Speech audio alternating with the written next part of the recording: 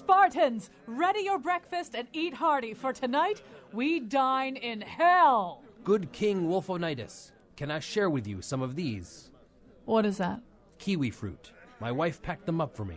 They're loaded with nutrition and fiber. No, it's weird looking. Our archers have breakfast burritos, which they desire to share with you. No, I'm not even hungry. I was just saying that breakfast thing. Just to say it.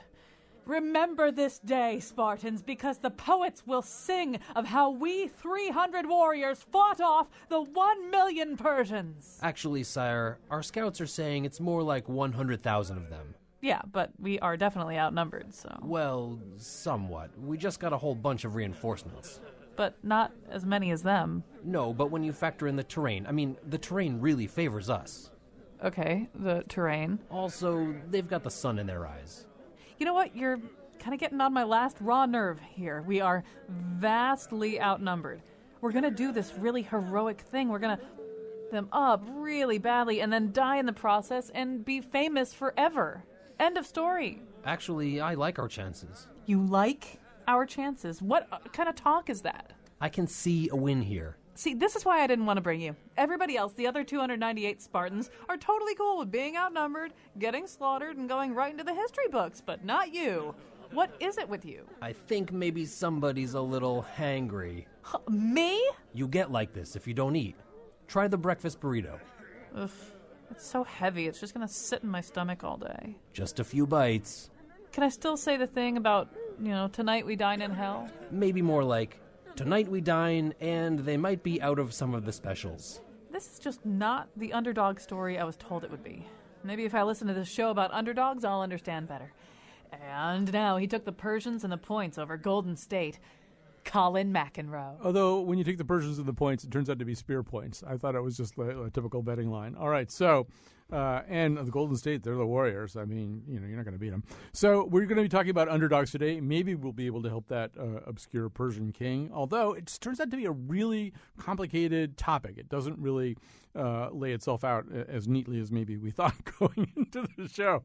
But that makes us happy rather than sad. Joining us right now for an overview, because he covers the waterfront. Mike Pesca is the host of the Slate Daily podcast, The Gist with Mike Pesca, and the sports podcast, Hang Up and Listen. I'll tell you the way to use them. So shorter dog walk, you do The Gist. Long dog walk, like you're circling all around Elizabeth Park, then you go with Hang Up and Listen.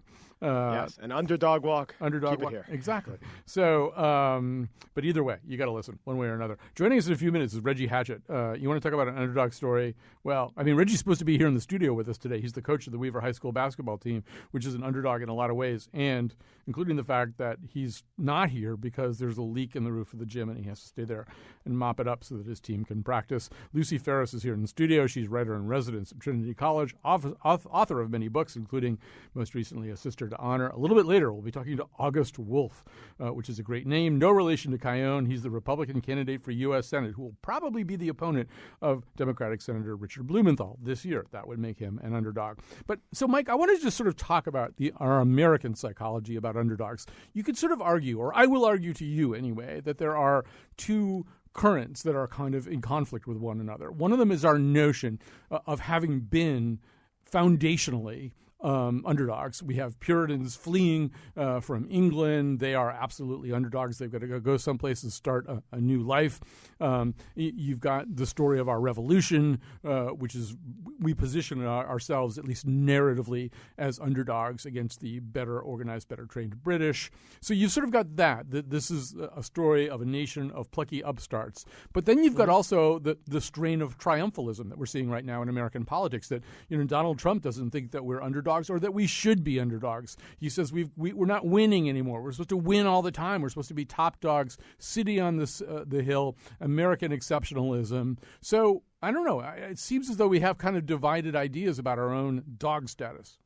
Yeah, but at the same time, especially Trump supporters are the ones keening to the argument that China is handing us our lunch on trade negotiations, and the Mexicans are running circles around us. So we feel like, according to his narrative and the people voting for him, hapless underdogs there too.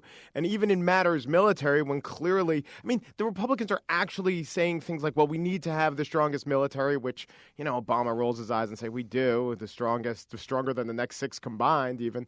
They still, talk about it in the high noon phrasing where we'll only go to war if we're picked upon and we're reluctant warriors, because people need to think of themselves as underdogs. And I think that's pretty true. Even, maybe during the British Empire, there was some sort of obligation to it and you thought of yourself differently. But I think especially Americans, and it's probably true with a lot of types of people, that it helps to think of themselves as underdog and pressed into service and, trying to overcome odds, because that is the more noble thing. Although, and I think for Americans, it's hard to, one underdog story that Americans are very unlikely to tell when they sit around telling underdog stories would be the story of North Vietnam, which, arguably is one of the amazing military underdog stories of all time, with, the most powerful nation in the world paired up with the South Vietnamese and ultimately the U.S. leaving. But that's so not what our myth is, right? Our myth is a little bit more like the 2003 invasion of Iraq. We just roll in and everybody kind of gives up. Well, this is cruel, but, the Al-Qaeda attacks was an underdog story, an evil underdog story. But what's the phrase asymmetrical warfare mean except underdogs versus those in power? And in the asymmetry of it, the United States is the one with those in power. And this also goes into the sports world when America clearly isn't the plucky underdog, as when a few years ago the United States women's soccer team, the World Cup before this one, lost to South Korea. It did take a couple people to point out, if this were the Hollywood movie, it would be about the South Koreans. They were the Japanese. They were the plucky underdogs. Right. And well, let's talk a little bit more about the political scene at the moment. And so you've been treating of Bernie Sanders lately on your show. Sanders and Trump, they're often kind of grouped together as these candidates who are harnessing anger. But on this score, I think they're very different. Trump may be suggesting, as you say, that we are temporarily an underdog vis-a-vis China or somebody else, but he's basically marketing that exceptionalism and that triumphalism, whereas Bernie Sanders seems to be saying, A, I'm an underdog, and B, you guys are underdogs too, and this country should exist for underdogs. But it's working for Trump and not working for Sanders, which gets to the truth of the underdogs. They usually lose.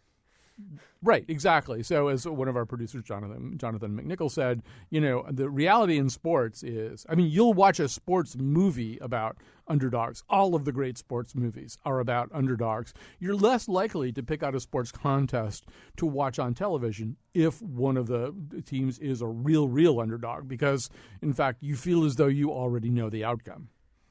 Yeah, but when they keep it close, that's when people call each other, or it's so helpful during the NCAA tournament, which is all about underdogs, when most of us don't even know anything about basketball beyond one or two teams, but they have the numbers next to the teams, and you can see if a 15 seed is threatening a 2, that's all that matters. And every once in a while, there are teams with so many better resources who are sometimes ranked lower, even from the bigger conferences. Yet that still seems like the underdog story, the upset. And psychologists have studied this, and knowing nothing, people will pick rooting for the underdog something like 81% of the time. But I think also, one of the things, and when we get to Lucy's part of the show, I think we're going to talk about sort of the notion of going from underdog to corruption, which is, I think, happens a lot in literature, in fiction. But, and I think you can see it a little bit in sports, too. I grew up in the New England area. I was a Red Sox fan. My first season as a baseball fan was the so-called impossible dream year when they did go to the World Series against all odds with a really long shot, kind of terrible looking team. But for the most part, it was a whole underdog mentality. And then came 2004, and then came this string of victories and this notion of Red Sox Nation, which Charlie Pierce had written about. It really started in the 1980s, that term. And Charlie Pierce, writing about it, said it almost had something to do with sort of once again, those Puritan origins, that notion that mankind was fallen, that mankind was hitting with a 2-strike count all the time. Well, so were the Red Sox. Well, then suddenly there was this, suddenly everybody, like within a very short time, everybody hated the Red Sox and everybody hated Red Sox Nation. They were every bit as obnoxious as the Yankees, if not more so. Yeah, I have a theory about the narratives we create with underdogs, because especially perennial losers in professional sports. And my theory as it relates to the Red Sox, that they embody Puritanism, as per Charlie's framing, or whatever, the Cubs have their own version. The Cleveland Browns would be the rock-solid values of the industrial Midwest. I just think the Red Sox happen to have a lot better scribes, writers, and thinkers in the fan base. So they spin out a story of what it means, and what it really really means is for a long time they had pretty racist owners and they didn't integrate as well as the rest, and then they got a lot of bad luck. And some teams have got to lose at some point. But the whole thing about underdogs, it's isn't it? Don't you think it's 90% narrative? I mean, most of why we like them is a concoction on the part of the viewer or the listener or the guy who casually tunes into the NCAA tournament. It doesn't have a lot to do with reality. Well, I think there's a chicken and egg question here. I mean, I grant your point that for the Red Sox, it's kind of, we've got Updike, who's your writer? But but there's a chicken and egg question, which is, do you learn poetry? Do you learn a poetry about your team because your team sucks so much? If you're used to defeat, if you're used to frustration, if you're used to the perfect egg being having this huge crack, this fault line running through it, maybe you get more creative. Maybe that's why Scott Simon can wax so poetic about his poor embattled Cubs, because what else is there to do about the Cubs but develop a certain poetic temperament about them? Yes, this is like saying this is like the third man theory of Switzerland with all its peace and all its prosperity, and they invented the cuckoo clock, right? As Orson Welles said, whereas Italy has never had anything but tumult, and look at it all they've given the world. So yeah, it's probably true. Tough times lead to great art, but still, you want to be the fan of the 27 World Series winning Yankees if all you care about is backing the winner. I also do find that teams that are not even empirically as bad as some of the ones we're talking about, they concoct that narrative too. I'm a Jets fan, and the Jets aren't very good, but you could create a few ways of looking at the Jets that aren't that terrible. Unlike a lot of teams, they have won a Super Bowl. Okay, not in my lifetime, and they've never gotten to one. But they were supposedly very bad and same old Jets at a point when they had made the playoffs 3 out of 4 times and had winning seasons. So a lot of sometimes we don't even know that fan bases have this conception of, oh yeah, everyone knows we're the biggest losers. Really? Everyone knows that about the Atlanta Falcons? I didn't know everyone knew that about the Atlanta Falcons. But yeah, I would say about a third of the teams have that. A third of the teams really think that, I would say the Cowboys, the Steelers, the Packers, they all think, well, obviously we're the class of the league. And then the other third are like, maybe if we get a good quarterback, we'll give it a shot this year. So narrative, you're right. Narrative is really important. And sometimes the narrative we concoct and that we embrace is really kind of peculiar. For example, if you think of sort of two of the great underdog sports movies are the first ever Rocky movie and Hoosiers. And in each of them, you have a white athlete coming up against this all-powerful black athlete or black team, which is the exact opposite of the true American narrative. The notion that somehow or other African American athletes anywhere in the 20th century represent top dogs, overdogs, prohibitive favorites. People who enjoy this enormous advantage over Rocky Balboa and Jimmy, whatever his name is, in Hoosiers. I mean, it seems like something maybe we made up. I don't know, because of white anxiety. Yeah, well, Jimmy Chitwood. And that's why we I knew you'd know that. I knew you'd know that. Picket fence, don't get lost, don't get caught watching the paint dry. Yeah. By the way, in college, I watched Hoosiers, and in that final scene, every time the score changes, it correlates to an actual shot that you see. Sometimes there's a montage of balls going in. That is my favorite sports movie of all time, and it's based on the real team and Bobby Plump, who still has Bobby Plump's last shot. But why did they pick that story? Just like, why did Stallone base it loosely on Chuck Wepner, and there's a new movie about the real Bayonne bleeder coming out? Exactly because of that, because especially in the area of sports, there is this white anxiety, and it's not surprising that Rocky gets nominated and wins the Academy Award. And Creed, which is the much more honest story about a black boxer, and in that movie, he doesn't get nominated, and his opponent is at least foreign, let's say. So it still has to be the plucky underdog minority, the minority in this case being an American. Yeah, Lucy, what did you want to say? I was just going to say that I think there's a lot to do with purity in at least these sports underdogs. I mean, think about Lance Armstrong, whose story was all about his, coming back from cancer, which sort of made him the main underdog and the one everybody's rooting for. And then you find out that he's been pumping himself with steroids. And suddenly, it doesn't matter whether he won or he lost or what his struggle was or anything. The purity's gone, and so the fans are gone. Well, yeah, and of course within the world of cycling could sort of, as a sport, argue for being underdogs too. Most of the people who compete in it come from relatively modest backgrounds, and it's dangerous, and people get hurt a lot. And yeah, but Lance, maybe we'll come to that in the second segment. Talk about sort of what happens with corruption. It happens maybe to ultimately everybody who transcends that status. I'm going to bring Reggie Hatchett into the conversation, but to do that, Mike Pesca, I'll let you describe for just a second the most iconic scene in Hoosiers, which you know so well. So what is the most iconic scene in Hoosiers? Surely there can't be a debate about that. The most iconic scene, I think, is when Coach Norman Dale goes to what we now know as Hinkle Fieldhouse and measures the hoops. Is that what the one you're thinking of? Yes. Yeah, and he measures the hoops, and Ollie gets on his teammate's shoulder. Strap, I believe, is the big guy. And, hey, look at this. It's 10 feet high, just like our gym in Hickory. And look at the foul line. It's 15 feet away, just like our gym in Hickory. Gentlemen, This is his long-winded version of we put our pants on one leg at a time. But it works. It worked for the Hoosiers. Well, let me bring Reggie Hatchett into that conversation. Reggie Hatchett is an amazing basketball coach, and talk about a Cinderella story. Talk about a bunch of athletes who don't have a lot of advantages. He led Weaver High School to the Class M championship here in Connecticut last year. But if Reggie Hatchett did that right now, if he took his team to a gym where they were going to play and then measured off the gym and said, you see, guys, it's exactly the same size as the basketball court we have back home where we practice every day. Reggie Hatchett, that wouldn't exactly be the case right now, would it? No, I don't think it would have the same effect that it had on the team and the Hoosiers.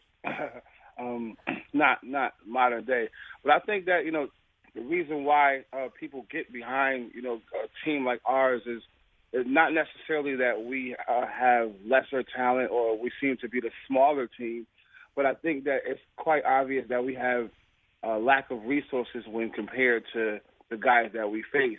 And I think that, in America, I think the average guy or the average fan can relate to not having adequate resources. And so they kind of get behind, the team that they kind of feel like represents their own status. Well, I mean, and just to put a finer point on it, aren't you these days, Reggie, practicing in a gym that's where the basketball court is like 70 feet long or something? Yeah, we had a gym that's kind of like it's a gym at a school, at a culinary school, so it wasn't built to be a full-size high school gym or anything like that. So yeah, that's the gym that we've had to practice at. As a matter of fact, whenever it rains, we don't get a chance to practice because the building leaks.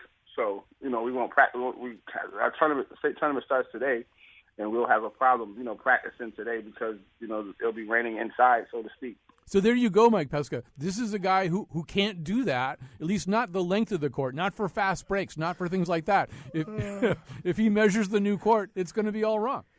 But at least it helps with the away games because it'll be dry. The kids are looking forward to that. Right. Well, the biggest adjustment is that, when we work on defenses and things like that, when we play on a regular size court, there's more ground to cover. So there's always an adjustment that they have to make. You can't really make it for them. They have to see it and experience it themselves when they get on a regular size court. So it is a disadvantage to us to not have a full size court because when we play in the actual games, the spacing has to be adjusted, to spread out more, so to speak. So, Reggie, your players do not have the kinds of backgrounds that maybe some of the players you play against have in terms of economic resources. I've seen things where your team is on GoFundMe or some other Kickstarter type site trying to raise money for like letter jackets, so that the team can have letter jackets. So, what do you say to them to motivate them? I've seen at least quotes from you, speeches where you've evoked the civil rights era, evoked struggles of the past as a way of motivating your kids to do better against players who maybe do have a different set of resources than an inner city team like Weaver would have.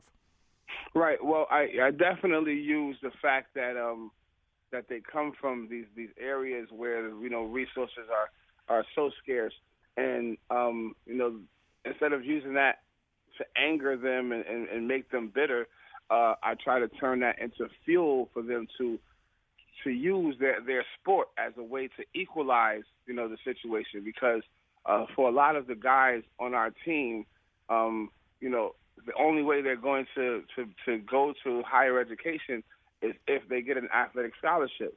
Because not only are they come from impoverished areas, they also come from schools that aren't, respected as much as, the suburban schools. So even their grades are questioned by some of the higher learning institutions, whether or not they can do the same work that they do in the suburbs. So a lot of times, academic scholarships are few and far in between from, kids that come from failing schools, so to speak, as well.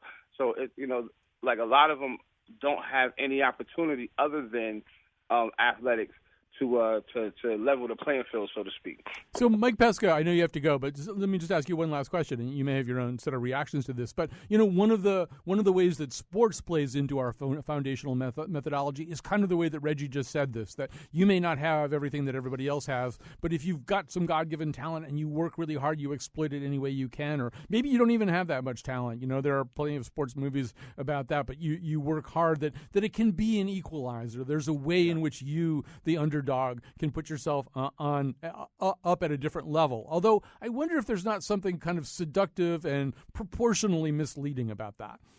Well, I think it maybe works for basketball because it's a sport where 5 players play at once, and the resources, even with Reggie's gym, you could still get by. It doesn't work for football. It definitely doesn't work for baseball.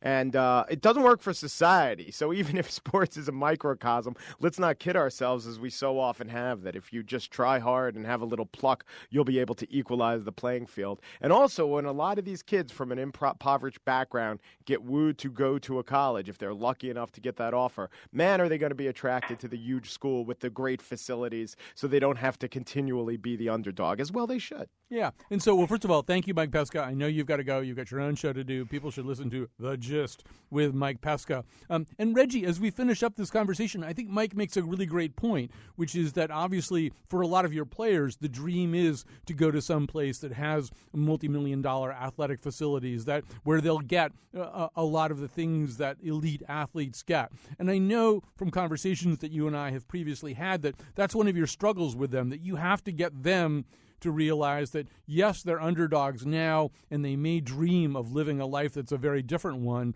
but they have to be careful about that, too. They can't let that go to their head or persuade them that in and of itself is a solution to their problems. Well, and no doubt. And what the young man just described is very true, in that it's definitely misleading to believe or to allow them to believe that if they just try hard, that there's some great oasis that they'll reach at the end of their high school careers. But I do know that it does happen few and far in between, and the dream that you have to sell to them is that why not you? How come it can't be you, the one out of 100 that actually makes it, or the 1 out of 1,000 that actually makes it? And to have 15 guys all believe that they could be the one, then it's going to raise their level. And I think that's the challenge that we have as coaches, especially in the inner city, is to make each kid feel like if they give their all, they at least put themselves in position to be in that one guy that has the riches fall upon, so to speak. All right. Reggie Hatchett, coach of the Weaver high school basketball team. Go Weaver. We're going to take a break. Lucy Ferris and I are going to come back and talk about the underdog motif as it plays out in literature and culture. But there's a strange satisfaction when you're putting all your action on the underdog. On the underdog. Even though you know the odds may never go your way. All right, we're back. We're talking about the notion of the underdog. You may feel free to tweet at us with your underdog insights at WNPR Colin. That's at WNPR Colin on the Twitter. Lucy Ferris in studio with me, writer in residence at Trinity College, author of many books, most recently A Sister to Honor. So before we jump in, Lucy, we asked our friend Peter Sokolowski up at Merriam-Webster to help us out a little bit. What is this word, this term we're using? What does it even mean, at least lexicographically? Merriam-Webster's Collegiate Dictionary, 11th edition. Underdog, noun, sense 1, a loser or predicted loser in a struggle or contest. Sense 2, a victim of injustice or persecution. Date of first use, 1859.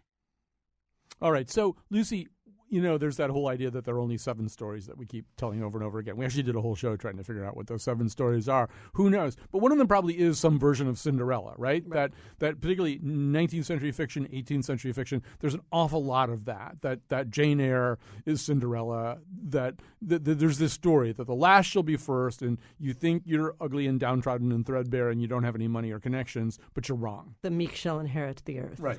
Right. And so, is that just a seductive imprint? That we just want to keep hearing that story over and over again. Well, it's a morality tale, right? I mean, it's supposed to keep us on the straight and narrow, since there are so many opportunities to cheat. So, if you believe that by staying on the straight and narrow, that all those cheaters are going to lose in the end, and that the tortoise will beat the hare, then you stay on the straight and narrow. I mean, it keeps you in line as a way of kind of enforcing those norms.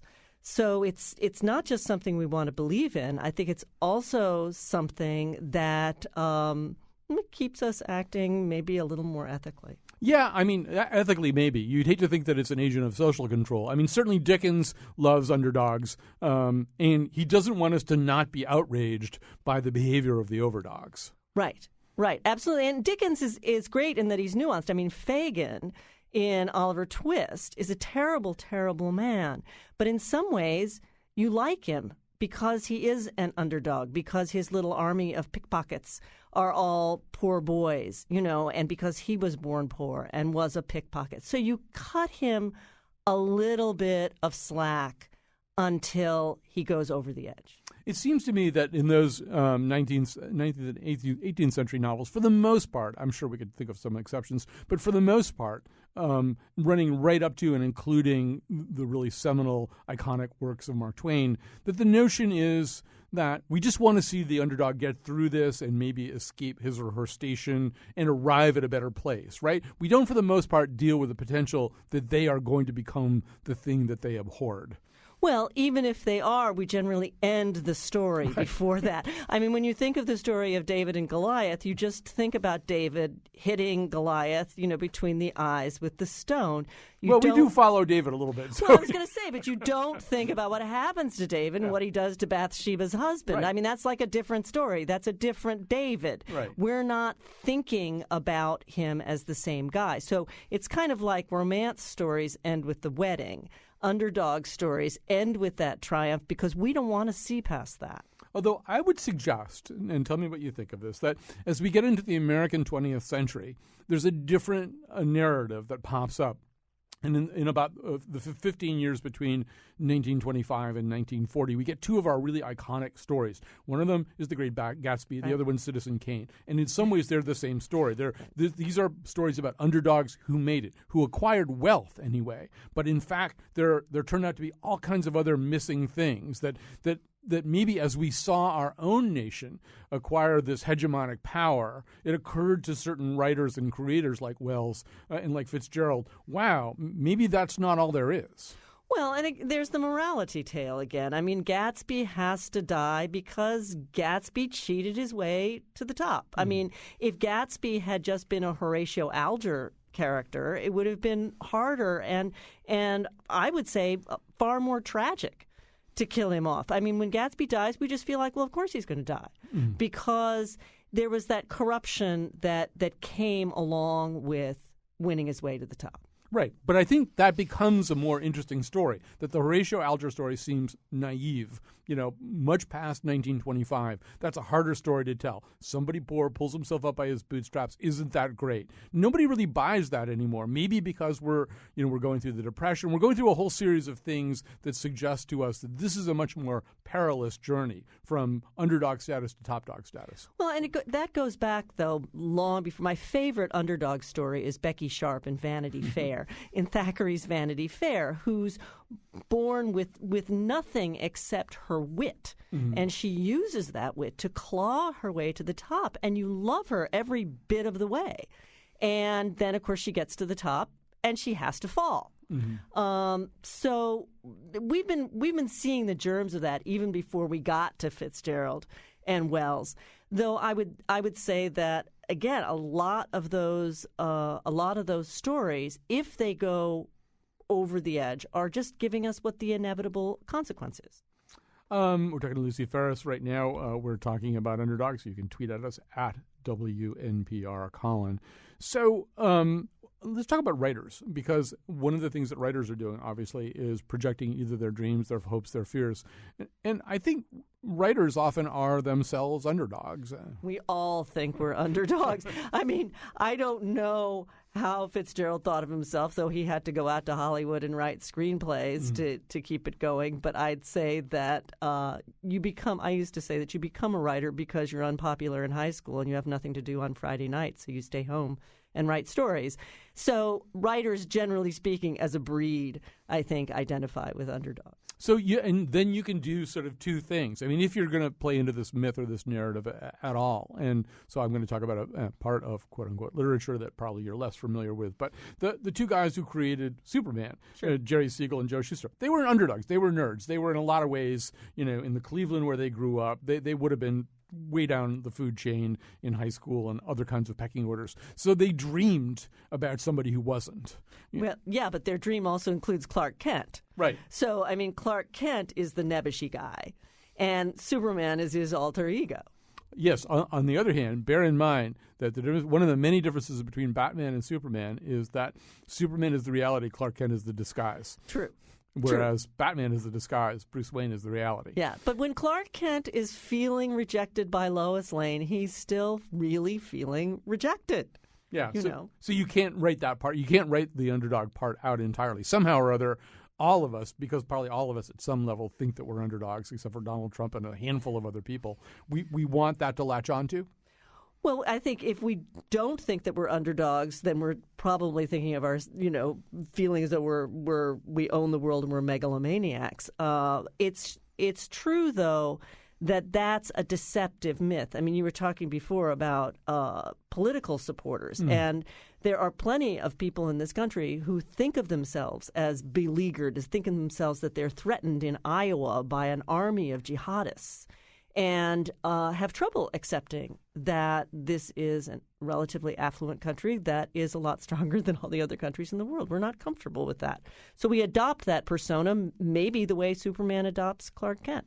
Or, I mean, in fact, politically, Marco Rubio's supporters right now are running, I think, where they're comparing him to Harry Potter and Donald Trump to Voldemort. But Harry Potter is an interesting question because Harry Potter is momentarily positioned as an underdog. When we first meet him in the first book, he's living under the stairs. He's an orphan being cared for by his aunt and uncle who don't really like him that much. I mean, he's really your quintessential Dickensian orphan in a hostile environment, except that it doesn't stay plausible for maybe more than 100 pages. You start to realize that he's fabulously wealthy. He's got this inherited money that's all stored up in some weird, magical bank. He's the anointed one. He's got the mark. He's a wizard. He's a wizard, and as wizards go, he's an anointed one too. So, but there's kind of that fiction almost. It's the American fiction that you're talking about right now. An underdog who really kind of isn't. Right, and we have plenty of those in literature. We have, incredibly gorgeous women. I mean, the thing about Cinderella is she's very beautiful. And that in traditional stories about women is it gives her an enormous amount of power. But almost all, take The Little Mermaid, all of these beleaguered women have beauty on their side. What better weapon is that? And I do wonder also, I mean, there's a difference between how we use our fictions and how we use our realities. So, within the world of fiction, there is something very attractive about that story, about the underdog story, rooting for the underdog and hoping, because the author has this under his or her control, that something very nice can be done for the underdog, that by the end of it, Nicholas Nickleby and some of the people around him will come out okay, and some of the really bad and more powerful people will fall. But, in real life, I wonder how much we're willing to do that. It does depend. I mean, for example, when I used to talk to women of a certain generation who were big fans of the UConn women's basketball team, well, I mean, they had never really experienced the typical sports. You win some, you lose some, you have some losing seasons. Yeah, and they weren't interested in having that happen either. No, we want them to win and win all the time. But, a lot of these stories we think of with underdogs, we don't even think about the fact that they don't win. I mean, think about Thelma and Louise. I mean, they're a pair of underdogs. Mm-hmm. The last shot of them is driving a car into the Grand Canyon. Mm-hmm. I mean, they're about to die. So Holden Caulfield ends up in a mental institution. But we think of them as triumphant because in some ways their spirit lives on or something of that sort, so that we salvage the loss of the underdog by remembering all that we thought was great about them. Well, the other thing that we expect certain underdogs to do, including the underdogs you just talked about, is speak truth to power. Now, there's ways in which you can speak truth to power. You can blow up somebody's oil tanker by shooting at it, or you can be like Holden Caulfield, just constantly challenging every single shibboleth or settled truth in his world. And that really only an underdog can do this, because it's only meaningful coming from an underdog. Listening to somebody really powerful speak truth to power doesn't really have quite the same impact, does it? Right. And we also know that they have, in some ways, nothing to lose. They're already down, so they might as well give that a shot. Again, it's either that or cheating. Right. But I also think in real life, for example, we could love some of these movies and some of these books about underdogs, but not that many people. Bernie Sanders followers and supporters notwithstanding, it's an interesting story. It's one of the reasons we decided we wanted to do this show. I mean, when Mike Gravel was running, I thought Mike Gravel had some really interesting points about the Iraq War, but people weren't going to sign up for him because they weren't that interested in an underdog. They weren't going to make campaign donations to him. They weren't going to mortgage their time to him, because when it really comes down to it, there aren't that many places in real life where we're willing to risk our time and our energy for long odds or a losing cause. And there has to be a narrative. I mean, Martin O'Malley also didn't have a sufficiently robust narrative for us to kind of hook onto. We have to sort of come into it in the stream of the narrative and say, I felt as though I had that past to, my parents were mean to me or whatever it was. And so we can appreciate the story, not just the status. Yeah. Also, politicians have to tell us two stories at once, much of the time anyway. In some ways, they do want to tell us, hey, I'm the underdog here. I'm the guy who's trying to take on the moneyed interest. I'm the guy who's trying to speak truth to power. But out of the other side of their mouth, they have to say, I could win. I can absolutely win. I'm completely viable. Do not imagine for a second that I can't raise money, that I can't get to the convention, that I can't win. Jimmy Carter has become a much more popular guy ever since he lost his bid for re-election. Although Jimmy Carter would be an example of somebody who was an underdog from the get-go. When he ran in 76, he like Clinton his first time around, these were guys who could plausibly say, I'm an underdog. I don't have the same background as a lot of these kinds of people. I don't have the same kind of national profile as, Jimmy Carter ran as a simple peanut farmer from Plains, Georgia. My name is Jimmy Carter and I'm running for president. I mean, there was this kind of idea, I'm this pretty kind of average guy, which wasn't entirely true, but I think I could do this job pretty well. Right. And then the other thing we say about our presidents is we want to go out and have a beer with them, not that we want them to be the smartest guy in the country. Right. Although, and once again, we have, I think we're schizoid a little bit about that. We, a lot of times we watch these movies like Dave, where some pretty average guy somehow becomes president, or Mr. Smith Goes to Washington, or somebody without pretense, artifice, somebody who's not a political professional, who's, overprepared and super handled and backed by all kinds of moneyed interests, comes and really speaks the truth and restores the American dream. Except that those kinds of people tend not to be who we're really attracted to politically. No, because we do want them in the end to govern.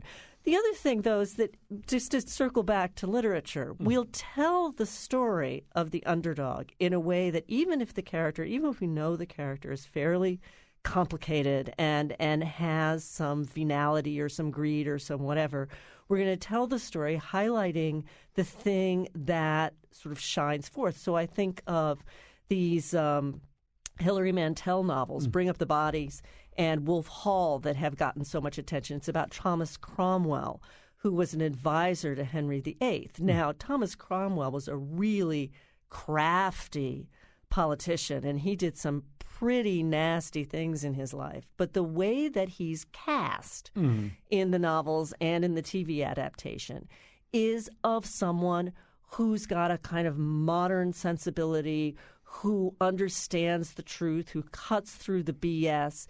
And those are qualities that we value, too.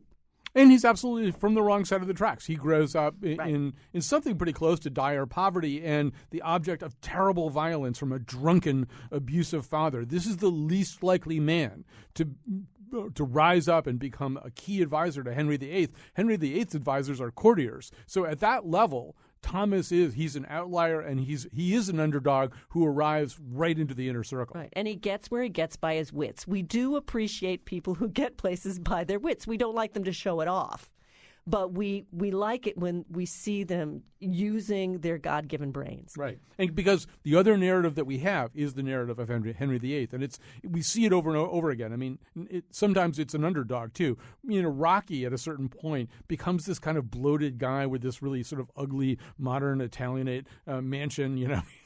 He's sort of turned into the kind of bejeweled and degraded, or at least degenerate athlete that he probably would have looked down on from the beginning. We see that happening over and over again. And there's that notion with Henry VIII that, at a certain point, or think about it even in history with the Roman Empire, reaches a point where everybody's kind of inbred, nobody's thinking very clearly. The Visigoths, who are hairy and outdoors, they can pick you off so easily because you've really stopped using your wits. In fact, you've stopped rewarding people for their wits and started rewarding them for their birth. Though, of course, if we find out that, for instance, the latest evidence on Henry VIII is that he suffers from the same thing Rocky would have suffered from CTE. Yeah. So there went his wits. He got knocked in the head. That could be the threat. All right, Lucy Ferris, great to talk to you. Everything's about Wolf today.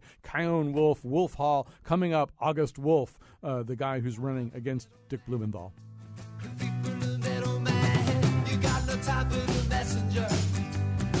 Got no regard for the thing that you don't understand. You got no fear of the underdog.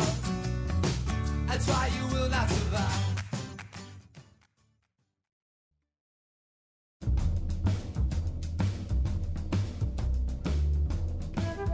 Speaking of underdogs, I have a question about that new Batman versus Superman movie. What's Batman supposed to do to Superman? Tell on him? Sue him? Today's show was produced by Betsy Kaplan and me, Chion Wolf. Our interns are Tiana Duquette and Benjamin Esty. Greg Hill appeared in the intro and tweets for us at WNPR Colin. The part of Bill Curry was played by Russell Crowe. For show pages, articles, and videos of the plucky little staff of Here and Now taking on those giants at... Wait, who would they take on? Prairie Home Companion? Go to our website, wnpr.org/Colin. On tomorrow's show, what are critics for? And now, back to Colin. All right, we're doing a show about underdogs, the mentality of the underdog, the psychology of embracing the underdog. Of course, we're doing it from Hartford, Connecticut, one of the ultimate underdog cities in lots of different ways. And certainly those of us trying to do media in Hartford, Connecticut feel a lot of times like we're underdogs, but in a good way. It means every victory counts so much more, which is one of the realities of underdog life. Joining us now is August Wolf. He is an Olympian and a Republican candidate for the U.S. Senate, the probable opponent of Democratic Senator Richard Blumenthal in this year, 2016. So first of all, welcome to our airwaves. Thank you, Colin. I'm delighted to be on. So you've made a decision to do something which I think I would assume that you would concede is going to be fairly difficult, which is run against an incumbent senator in a state where the math favors not only incumbents, as it always does, but his party in particular. U.S. senators from Connecticut have proven very, very difficult to get out of office in the past. So, and you have a nice life, from what I can tell, reading about you. Why do something like this? Well, first of all, I'm extremely concerned about the direction of our country. And then on a personal basis, as you've said, I'm an Olympian, and I got extremely close to getting a medal in 1984. I was 3 centimeters away, I think. So I think this is my opportunity to not only serve the nation and the state of Connecticut, but also to get up and fight for America every day on the Senate floor. Like I believe we don't have that kind of leadership now in Washington. But okay, let me just, I'm going to sort of do a little role playing here, but it's not really that much role playing for me. So but you'll probably lose, right? I mean, this is a really, really difficult thing to do. There might be some other ways how you could serve, you could affect change that would be easier. It seems to me running against a guy like Dick Blumenthal, who was undefeatable when he ran statewide as Attorney General year after year and now has had some time to settle in as a U.S. Senator, you're really hitting off the back tees. You've got a 2-strike count on you. So once again, what's your psychology? That's what I'm really asking. Well, first of all, the climate is extremely different now than it was in the past. We have a very unhappy electorate here in the state of Connecticut. The poll data shows that. Dick Blumenthal, in my book, is a textbook career politician, the kind of person who has driven this state and our country in the wrong direction for several decades. And I think as I go out in the field, I meet Democrats, I meet Republicans, I meet independents, and the great majority of the people are very unhappy with the situation here in Connecticut, and I think they're going to find out that they can express themselves on November 8th, 2016, by voting for me. Let me ask you about your sports career. So you just said you missed by 3 centimeters in the Olympics, but were you kind of an underdog? I mean, you were a shot putter, and I don't know whether – I mean, there must be within the world of shot putters, the equivalent of any given time of the New England Patriots or the New York Yankees in their heyday. So I assume you were not that. You were something else. Well, I went to an Ivy League school, which is typically not a hotbed for world-class track and field. 4 years before the Olympic Games, I had thrown the high school shot 54 feet, and there was a fellow from Texas who had set the national record of 81 feet, so I was 27 feet behind him. At the Olympic trials 4 years later, I beat him. So I can get this done. I know I'm not a stranger to hard work. I'm not a stranger to being an underdog, and I have prevailed. And I know in this climate, with the right team behind me, with the right support in the state, I can win this race. So when you're an underdog, typically you have to think about a different set of strategies than whatever the conventional strategy is. So we go back to the American Revolution. I mean, certainly our mythology anyway tells us, well, the British were better trained, the British were better equipped, better armed. They could hire mercenaries to make up any numerical deficits that they felt they had. They could get some Hessians. And so the colonial effort had to be less conventional, had to have a little bit more of an improvised or a guerrilla feel. So is that how you feel running as a Republican opponent to Dick Blumenthal, that you have to kind of live off the land a little bit? Sure. There's a great element to that, and I believe that we are going to assemble one of the best ground game teams in Connecticut political history over the next 9 months. But I also would just highlight the fact that 6-9 months ago, not one political expert would say that Donald Trump had a chance of doing what he's done. Times have changed. It's social media changed things. It's just the mood of the populace has changed. This is going to be a wild year for politics. And to simply say that Dick Blumenthal is not beatable because of his past performance and his I would say, very questionable approval ratings, I think is wrong. I saw the other day that I think in Torrington you were really guest teaching a CrossFit class. Is that kind of an underdog candidate thing to do? Well, I'll tell you what, I'm all about activity. I think sport is one of the best things in society, and not watching sport, but doing sport. And we're going to do a lot of things that involve people doing sport. And sport teaches lessons to people about life, and a lot of kids don't learn that now in our society because they've got devices in their hands, or they're not able to be on the varsity team, so they just stop doing sport, and that's wrong. All right. Well, August Wolf, I'm sure we'll be talking more and more as the campaign rolls along. It should be an interesting campaign, but a tough one, an uphill fight. I have like about 30 seconds. I just want to see the greatest underdog thing I've ever seen in my life was in 1970 when Bob Lanier of the St. Bonaventure basketball team got hurt. He was the big cat. He was this big guy, and his team was in the semifinals of the NCAAs. It was March Madness back then, and the next tallest guy on the team was 6'5", who was like a sub or something, and they had to play Jacksonville with Artis Gilmore, who was 7'2", Pembroke Burrows, who was 7 feet tall, and Tom McIntyre, who was 6'10". And they made it close. They didn't win, but they made it close. I've never rooted for an underdog. I mean, I was a kid. I cried when they lost because they were so gutsy and so courageous. Thanks to my gutsy, courageous team for getting this show together.